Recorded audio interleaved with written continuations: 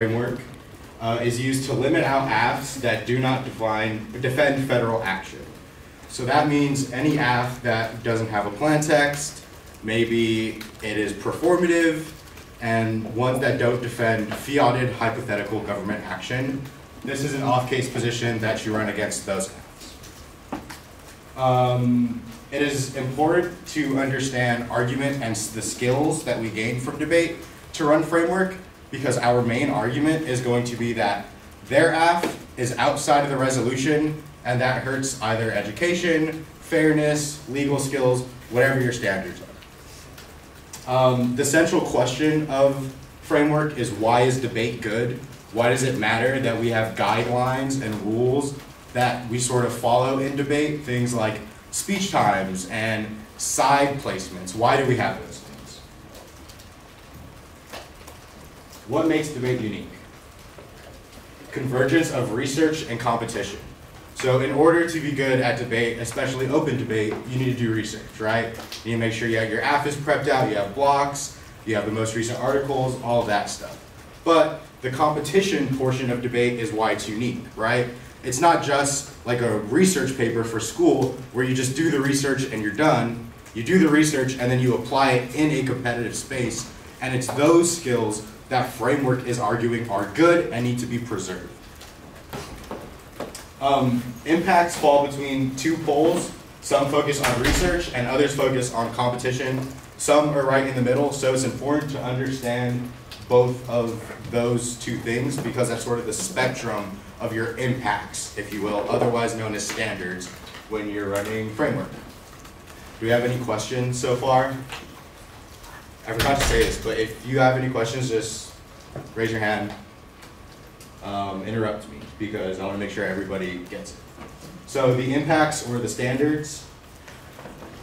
So do not get ideologically attached to one explanation of framework. It's important to be able to adapt to either education or fairness or skills, because different judges will have different preferences on what they're more likely to vote on. So it's important that you get good at explaining all of the impacts and not just one. First is education. This impact explanations that center around the benefits of research, right? Why do we have a resolution at the beginning of the year? It's in order to have the guidelines for a small enough topic that everybody can reasonably research, right? And so our argument when we're running framework is that their AF doesn't defend the United States federal government should, right? And because of that, we cannot predict their AF or what they're going to say or what they're going to defend, which means all of the research we've done is moot, right? All of the case negs we've prepared, we can't run them because they're outside of the topic. So topic education and research, you'll have subsections like language of the law, where you'll argue that it's important to understand the legal side of the topic, because some of us will be lawyers one day, some of us will be in politics, right? And so it's in debate where we learn the nitty-gritty details of the law and of politics in order to make us better leaders in the future. You'll also have arguments about engaging the state is good. So AFs that don't defend a plan typically will critique the state in some way. And so that gives you a good opportunity to say, no, the state is good. It can do things like give people health care. It can feed people, right? Housing, those sorts of things. And obviously our argument is not going to be the state is perfect and doesn't need a change, but just that we shouldn't reject it altogether. There are some aspects of the state that are good that we can garner benefits from. The sort of second portion of this is international relations. So how one country relates to another country, things like US-China relations, right? A good example is like Ukraine and Russia international relations are very bad right now, right? They're in a war. So understanding those things are important for both our education and our legal skills. Yeah.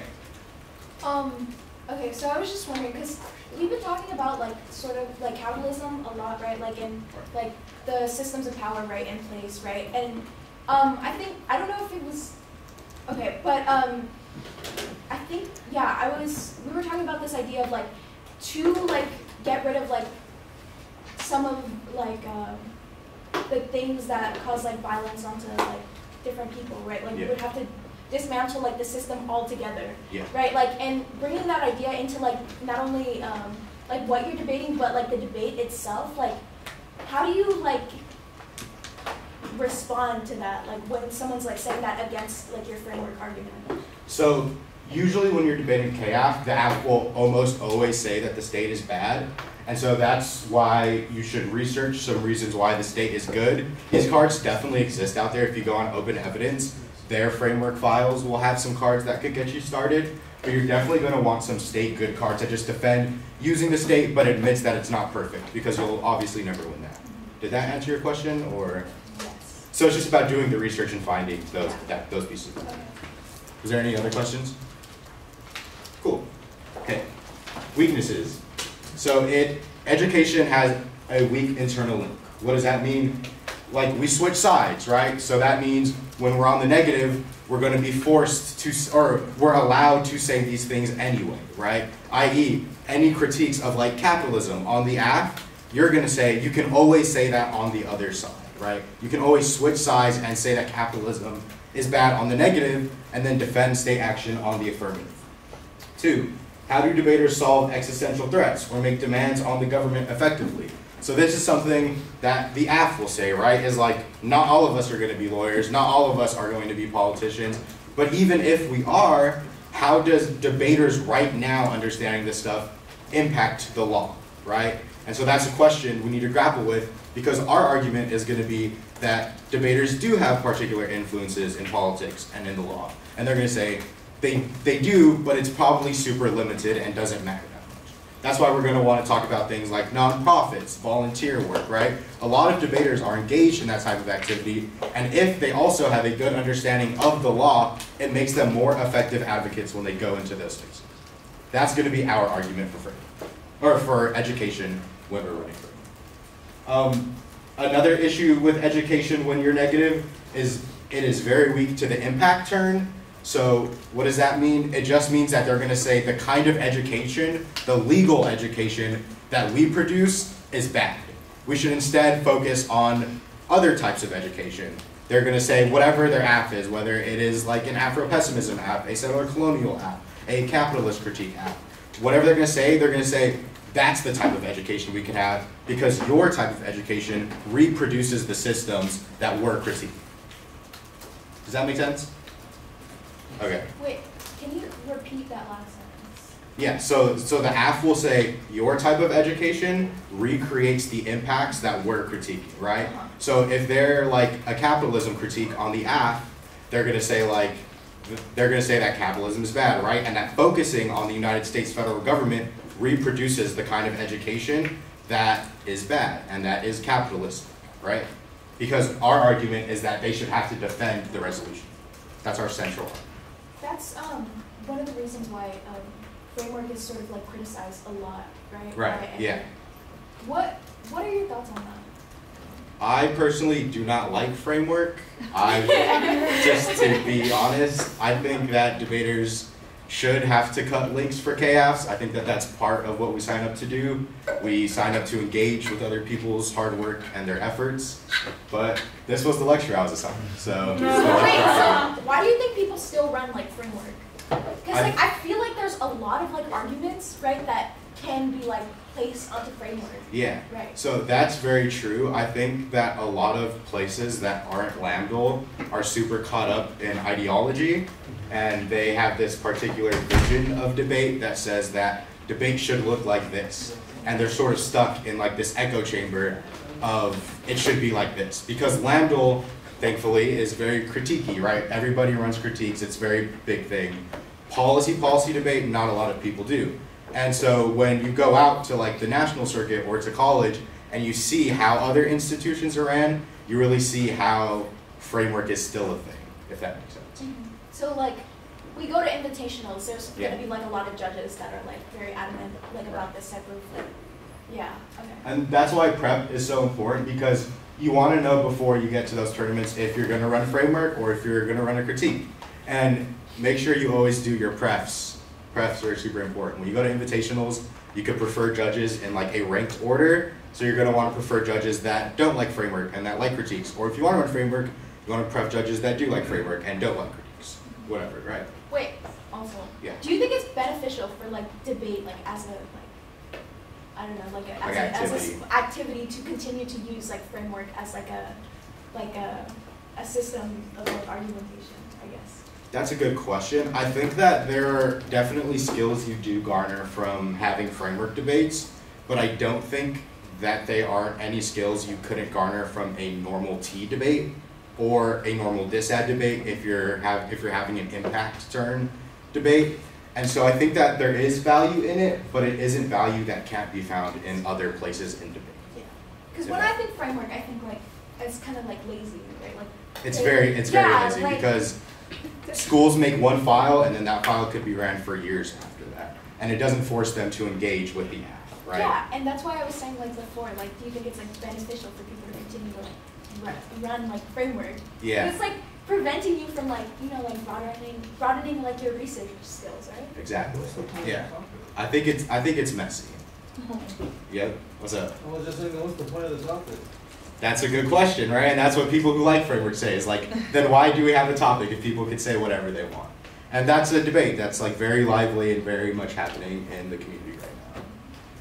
Were there any more questions about this? Cool. 2 is clash in skills. So this is the sort of middle ground between competition and research.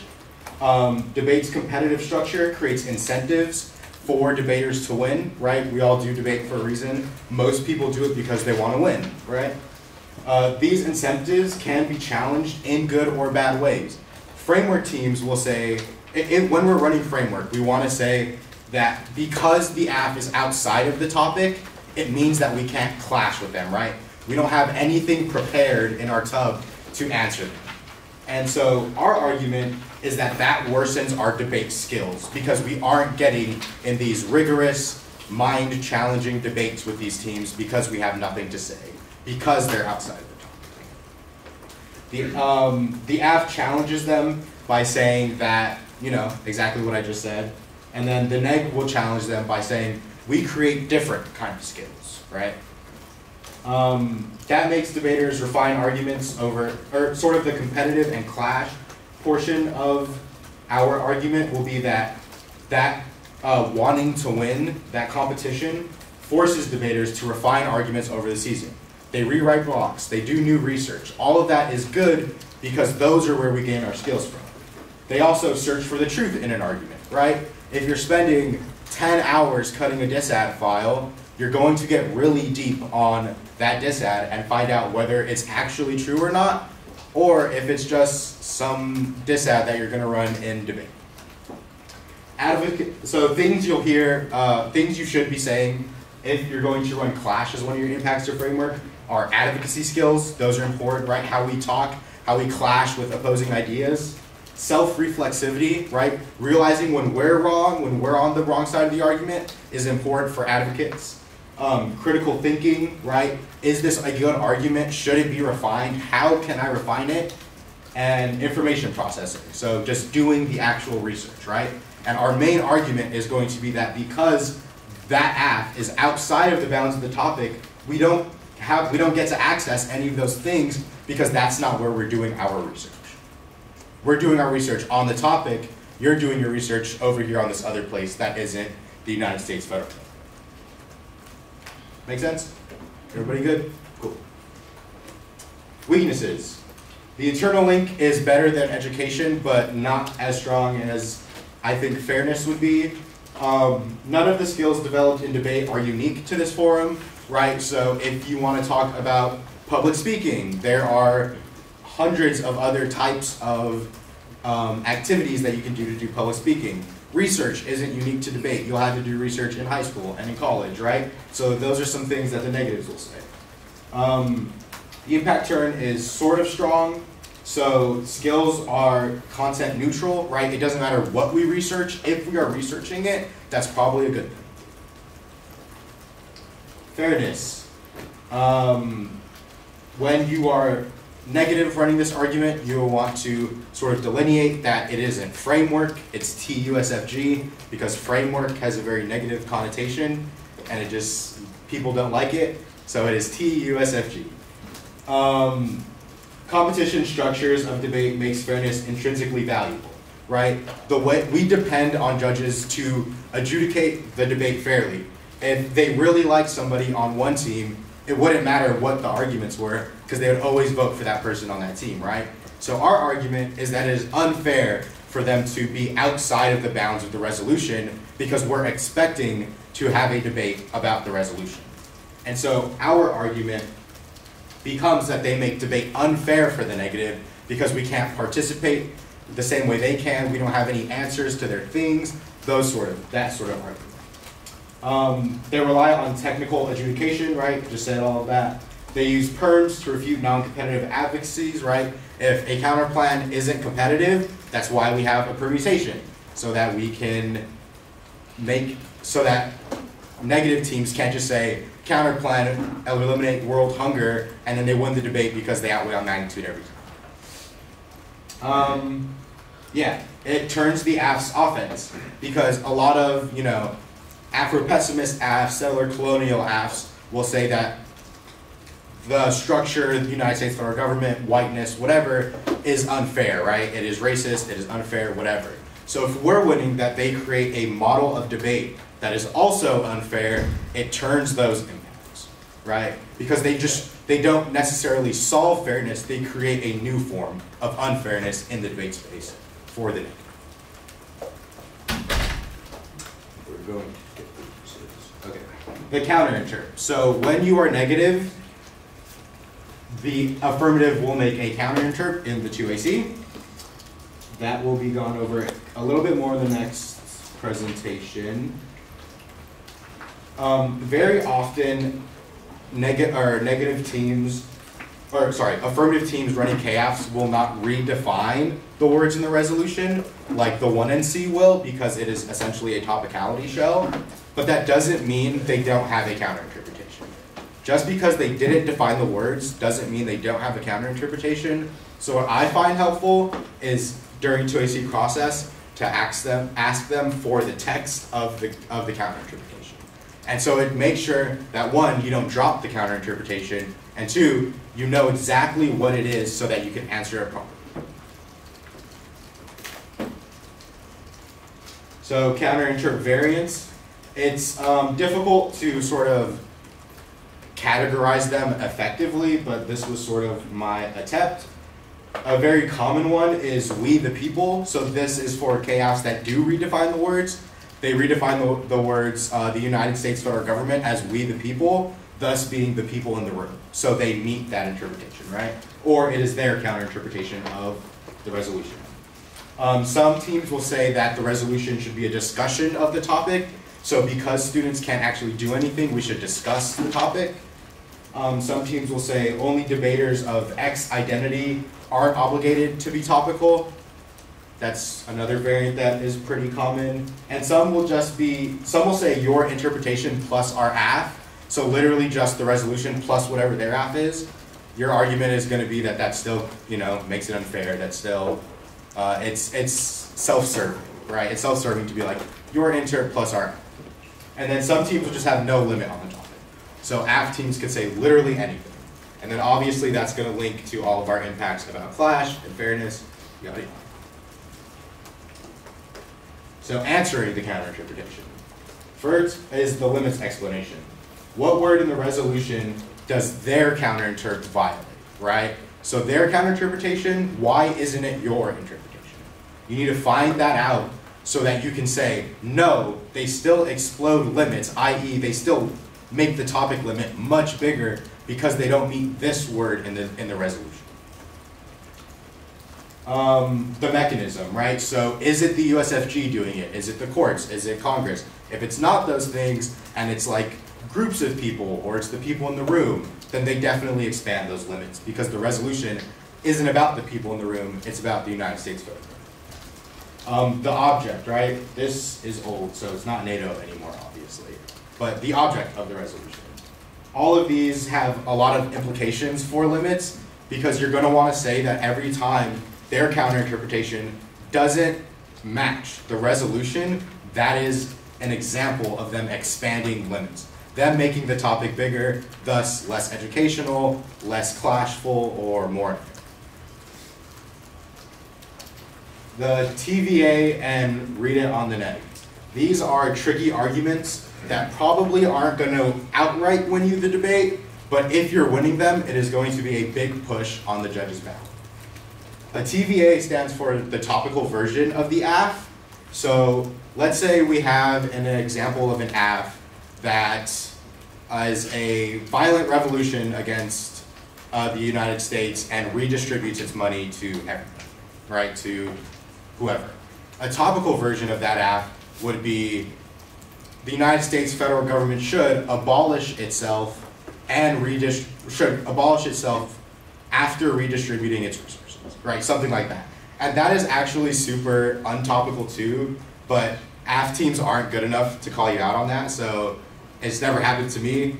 I've never seen it happen, so it's fine. And so the point of this argument is to say, look, they could have read this topical version of the AF, and they chose not to in order to explode limits or whatever, right? It was a conscious choice to not be under the topic, but they could be if they want to. So you're going to want to say, we capture all of the AF's offense because they could have been topical under the TVA. And so that essentially steals the entire AF by saying, you still get to talk about what you want to talk about, you just have to do it with these words.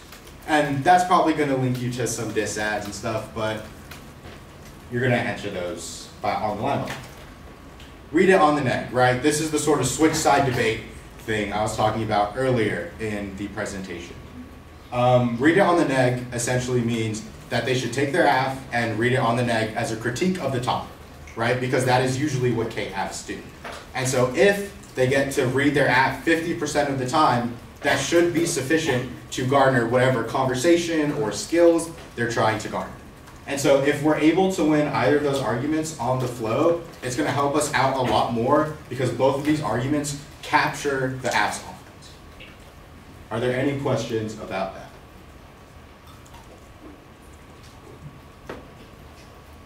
How to win the framework debate. Top level, you need to convince the judge that your standards, your impacts, are the best, your model of debate are better guidelines for how debate should be structured, right? So at the end of the day, you want to convince the judge that affirmatives need to be under the resolution in order to have a debate that is educational, in order to have a debate that is fair, right? And so we want to win that our model of debate is better than their model of debate where it's unpredictable. AF teams can say literally anything, right? They could critique anything. They could stand up, say, and like, this isn't true, but these are the types of things you're going to want to say.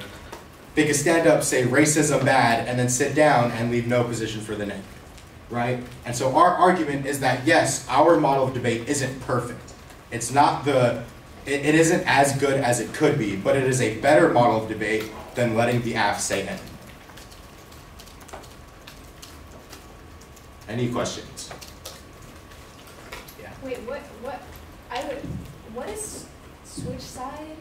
So that's just like the label for the argument that says you could have read this AF on the negative as a critique of the topic. Okay. So it's just like when you're spreading and stuff, you'll say like, they said switch side debate, but switch side debate is bad because of 1, 2, 3 reasons, right? Yeah. In response to like framework arguments, a lot of chaos in their 2IC will list down a bunch of like DAs. How would we like be able to respond to that? So the diss ads, one, I would say sort of top level, does the judge voting AF resolve the diss ad? Does the judge voting AF resolve the diss ad? And if the answer to that question is no, then it is a non-unique diss ad, right? There's nothing that is able to solve for the violence or the harms that they're claiming for in the diss ad, which means that there's no way for voting affirmative, the diss ad is still true, right? Because framework teams will always run framework, K teams will always read Ks, right? And so if the judge's ballot can't solve for the diss ad, then I would say that. The second thing to ask yourself is, does it link to our standards, right? So does anything about the disads solidify a bad educational model or a model of debate that doesn't have clash? And if it does, then all of the impact work, all of the explanation of fairness or education that you should be doing in the 2NC, you should say it links to all of our impact work. The third thing I would say, oh, I just thought of it and now I lost it. Yeah, I forgot the third thing. My bad. But does that make sense? Oh, yeah, absolutely. Okay. Is that impact? No, it wasn't impact. Yeah, I'm blanking. I just forgot. My bad. If I think of it, I'll tell you. Any other questions? I do have a question. Like, let's say the app does call out the TA not being topical. Like, how would we respond to that? Like, would we just like kick it out? Oh, of it, or sorry. like, I remembered. Oh. I'm so sorry. I didn't mean to. I remember. Okay. If their counter interpretation limits out any AFs, i.e. it says that some AFs are still untopical, then it's going to link to like an exclusion DA, right? That's a very common one. Negative teams will say like, you're excluding us from debate. But if their counter interpretation also limits out AFs, then you should say, why don't you link to the limits? Because you very obviously do. And so another question I would ask in all framework debates when you're negative is the counter interpretation thing, but also if their counter interpretation limits out any AFs. Because that's important for, you know, they're going to say, no, your debate is racist, your model of debate is racist, your model of debate is anti-black, right? And so you're going to want to say, well, your counter interpretation, i.e. your counter model of debate also limits particular AFs out, and that's also violent according to you. Does that make sense? Yeah. Okay. Question. I'm so sorry. You're going to have to repeat it. I asked if like the TVA, like if they call us for being untopical, like do we like concede it or do we kick it out? Do we change it? So my that's like a super rare, like if you're debating a team that's good enough to call that out, then I'm impressed. But my sort of suggestion on TVAs is to never run just one. It takes 5 seconds to say a TVA, and they don't need to be carded. They can have a card, it helps, but they don't have to be. And so you should have like 3 TVAs that are like, these are all examples of AFs they could have read that lets them talk about the type of literature they want to talk about, and they chose not to. Does that answer your question? Cool. So do you run Ks like in college or like for TVAs? I did. And so my question is that like when you read a TVA or when people read TVAs against you, like what is like your explanation for still running Ks and not running these semi-topical apps? That will be in the next lecture, but quickly, I would just say that usually the TVA doesn't solve whatever impacts the AF is claiming to solve. So we usually say like, your TVA doesn't solve our shit, right? I.e. like, it doesn't actually do, so like we read an AF about mutual aid and mutual care, and so we were like, whenever teams would read a TVA, we would say the way that the government has structured itself against black and brown people makes it incapable of feeling the mutual aid in the same way that networks do, right? So it feels different, and that was our argument about like ephemera. Okay, so my last question would be like, how would you beat a debater like as good as you on like the K? Like, is it just impossible, or like how would you? It's definitely not impossible. I think like there's like I've definitely lost on the K more times than I can count, but I would say there's like not one specific trick or like tool that you should do in every debate that's guaranteed going to win it. Do your practice speeches, do redo speeches, record your speeches in actual debates, and listen back to them, see what you did wrong, see where you could have been better, and that is how you genuinely get good at debate, is doing those practice speeches, listening to yourself, and doing redos. Do as many redos as you can do, i.e. like redo your speech. So get your flow and your laptop and say like it was the 2NC from round 3 of the LAMDL tournament. Literally give yourself 4 minutes of prep, write out a better speech and redo it, and then record yourself and do it again. That's how you get good. Yeah. Do you run framework, or is that like a I've never ran framework. Oh, But a lot of people do. A lot of people do. And like you shouldn't feel bad for running framework. Because the truth is, it's very hard to cut as many links as there are KFs. Like, you're gonna have to, if you want to read just a K, sometimes you're gonna have to really stretch a card, right? You're gonna have to really make it work. And so, you shouldn't feel bad if you have to run it, because it's very difficult to do that much work. Do you think there are like rounds where you would be like, yeah, like, if I would have run framework on this, like, I could have won this. Or like, it would have been a lot easier. Like, what makes you like not, like, go for framework? I don't go for framework because I read chaos, and I do think that the sort of ideology behind framework historically in debate stems from a racist place, and the sort of history and origins of framework stem from racist places. And so I just don't want to preserve that type of ideology, but you know, it is what it is. It came about like trying to go against like when like performance apps were coming about, like primarily by like Black people. I don't know that they're primarily by Black people. I think a lot of different people do performance. But what was your question? But no, I was just saying. Like that was the racist history, right? Oh no! Performance debate that yes, it was a response to Louisville. Exactly. Yeah. Framework was a response. So what do you do against chaos? Like, what are the other like modes to go against? KPK. Critique. Look like. You know what? I really like picks. Plan inclusive counterplans. Find something that you have a card about. Say, do the entire AF except for this part of it. Pick out of that thing. And it's really hard to beat those. Unless you have a judge who just doesn't like Wait, picks. counterplan or critique? Like, It could be both. Usually, like in the policy context, it's PIC, and then in like the KVK context, it's PIK. Yeah. So in rebuttals, you have like an overview and then you have like impact calc, right? Like where in that section would you include like the basis of like your framework and then like say like topical or not like? That's a great question. So your 2 and R should go violation, i.e. this is what they didn't say in their AF that they needed to, i.e. what words are missing, or did they not have any plain text at all. Then you should do all of your impact calc, right? Your fairness, your educations, whatever.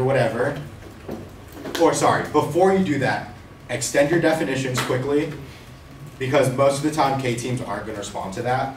But you should always extend your definitions, then do your impact calc, and then the line by line, right? So you're going to want to answer their counterinterp and their standards for their counterinterp, and then whatever disads they might have. Yeah. So, in the ideal debate world, would you say that we shouldn't have a topic if we're just allowed to run trades? No, I don't think we shouldn't have a topic. I think that topic shouldn't be centered around the federal government. So, non-federal government more broad, Yeah, I think that there should be different actors. So the actor for the resolutions are always the federal government or the United States, and so I don't think that it's necessary to center the government, if you will, because the topic, any topic could be centered around activist groups or non-profits, right, or protests, and so I think that a lot of the reasons debate hasn't moved that way is because of ideology, one, but also because it would increase the research burden, right? You'd have to do more research on these other things, and that takes a lot of work. So I think people are hesitant to sort of accept a harder world of debate, given that debate is already set. So I had a question about the advocacy aspect of it. So if you mentioned if you were to be in programs or nonprofits that specifically work on that kind of topic or go into that. So how do you incorporate that into debate to not make it look or seem biased in a way? I don't think you ever have to interject yourself into debate, but I think you could say students who do participate in nonprofits or protests or advocacy groups are able to garner the skills from debate, the research skills, the legal skills, in order to apply them in those spaces. And then if they ask you in cross-text, who actually does this? You can say well, I do, right? And then answer the cross-text question by explaining this is how the research I've done for debate has helped me in these programs. Or this is how the competition aspect of debate has helped me in these programs, right? You could say things along those lines. Yeah. What does TUSFG stand for? Topicality, United States federal government. That's the violation, right? That's the thing that they don't. So are framework and topicality the same? Yeah. If you ask that question, some people will say yes, some people will say no. It's unclear. What are the differences? People will say, so like people who don't think that framework and topicality are the same will say that framework is about form, not content. So it's about what they want you to say in debates, what they want you to look like in debates, how they want you to act, not about the words in the actual resolution. And then topicality is? Topicality is about the words in the resolution, exactly. Okay.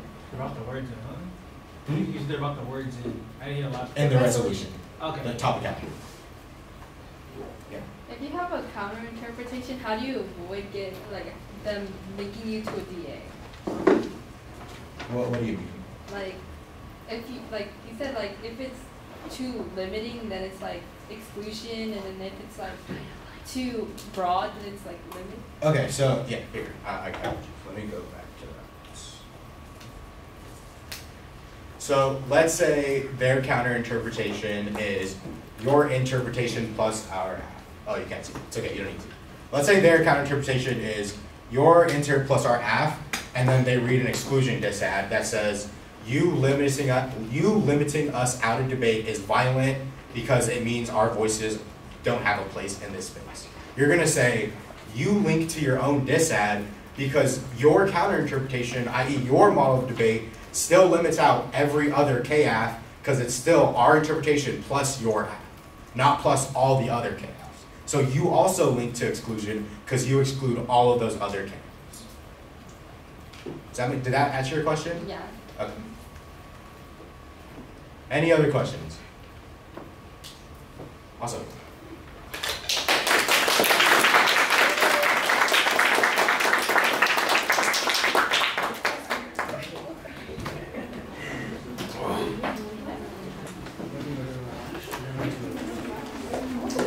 Andrew, that was amazing. I feel like if I watched that